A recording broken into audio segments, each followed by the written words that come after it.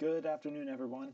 In this video, I will be talking about Dotloop Compliance and how we will be slightly changing the process for 2019 to not only make it easier for the support staff to check your loops, but also make it easier for us to help protect you and get you paid at closing faster. So let's go ahead and jump in. I will be using a series of test loops to show you how we would like everything to be set up in the future. So let's go ahead and open up this buying loop here. If you're working with a buyer, this is how we would like loops to be organized going forward. You can see a compliance folder at the top here with every document that we need for compliance. Down below you can see the actual offer folder that you would work out of. As long as the compliance folder is on top with the necessary compliance documents inside, you can use whatever folders you want down below. Inspection folders, executed contract folders, addendum folders, or just one big offer folder. Doesn't matter. You can even click the folder itself to minimize it so it's not in your way, like that. When you submit this compliance folder for review, it will make checking your loops so much quicker. Of course, this means that you will need to label your files properly, make sure they're all separated from each other, and neatly organized according to the checklist that we have here. This can be found in any one of the buying package templates. Alright, so let's look at a listing loop. Alright, so just like the buyer loop, we have our compliance folders right at the top. One for the offer documents and one for the listing documents. Down below that we have the working listing folder that you might keep the rest of your documents in. And of course, you can click these compliance folders to minimize them and keep them out of your way.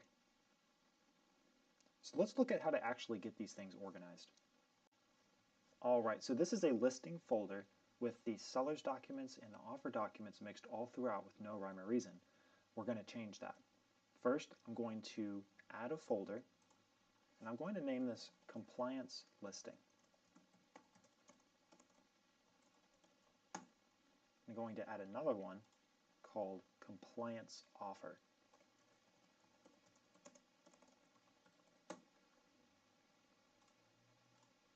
Alright, so there's two ways to move documents into each of these folders. You can either click and drag, like this, or you can check the checkboxes to the side of each one of these that needs to be moved, and you can click on Make a Copy. You'll need a copy as a .loop document, to loop, and search for the loop that this needs to go in. Click on the loop, and then drop it into the Compliance Offer folder. And there they are. And you can archive the old documents that you don't need anymore.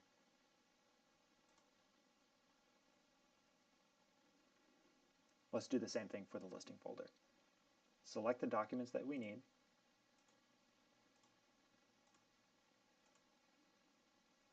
Scroll up to Make a Copy. Copy as .loop document. To loop. Search for the loop you want.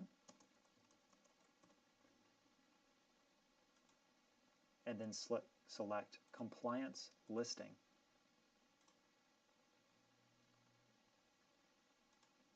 And they copy right over.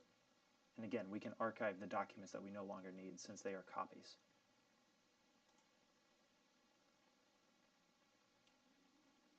And there you are, a nice, clean, organized loop. One critical thing to remember, as you are uploading compliance documents like signed contracts, net sheets, and escrow verifications, you need to click Submit for Review. You can do this by scrolling up to the top of any loop, clicking Submit for Review, and then selecting the folders that you want to submit. In this case, we only want to submit compliance folders. We don't want to submit anything else. I'm going to select the type of folder, buying folder and listing folder, and then click Submit for Review. If you do not do this, we will not know that you have been uploading documents for compliance, which will obviously slow down getting approved for compliance. And as always, do not forget to submit your green sheets as soon as possible in the month you wrote the contracts. Again, this is all to ensure that you are protected and are able to get paid at closing, and I think we can all agree that the quicker you get paid, the better. I hope this video was easy to understand, and if anybody has any questions about the new compliance process, green sheets, or how to use Dotloop in general, please feel free to bring those questions to me, Mark, Lisa, or Anise. We will be able to answer them and make sure you are taken care of.